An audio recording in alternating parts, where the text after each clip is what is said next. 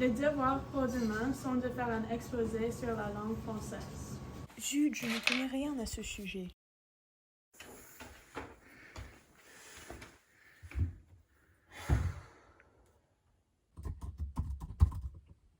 Mais j'avais oublié! L'an dernier, j'avais construit un prototype pour une machine à remonter dans le temps. Je me demande si ça marchera.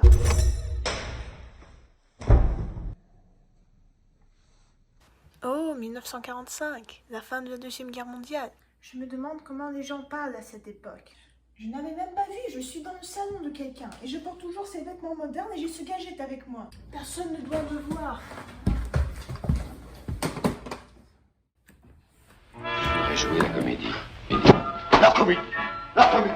Mais mon pauvre ami, vous êtes trompé de théâtre. Ici, on ne joue pas. On n'a pas le droit de jouer la comédie. Nous devons entrer en scène en marchant sur les mains.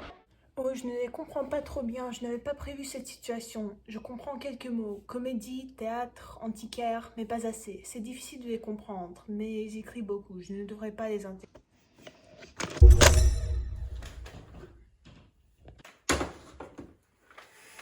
Ok, quelles sont mes observations? En 1945, les gens de Paris utilisaient un accent pointu et un peu dur à comprendre aux gens d'aujourd'hui. Je pense que je devrais faire plus de recherches pour mon exposé. Peut-être devrais-je essayer la machine à remonter dans le temps une fois de plus? Oh, je pense que je suis arrivée en 1952. Est-ce que c'est une ferme? Je me demande où sont les animaux. Oh zut, et voilà, je viens me cacher.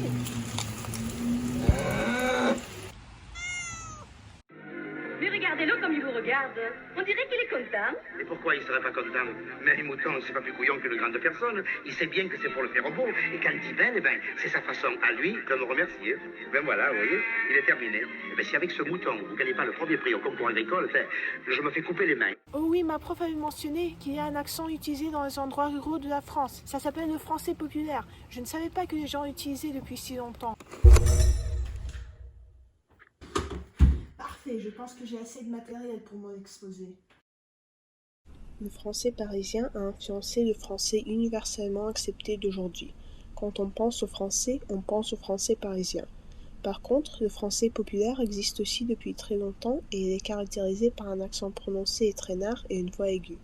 Il y a longtemps, il était utilisé par les Parisiens, mais aujourd'hui, on associe le français populaire avec les paysans et les Français dans les endroits plus ruraux. À Paris, il y a des gens qui pensent que ceux qui ont un accent sont inférieurs à eux, mais ces gens parlent comme tous les autres Français et ont aussi beaucoup à dire. Merci beaucoup.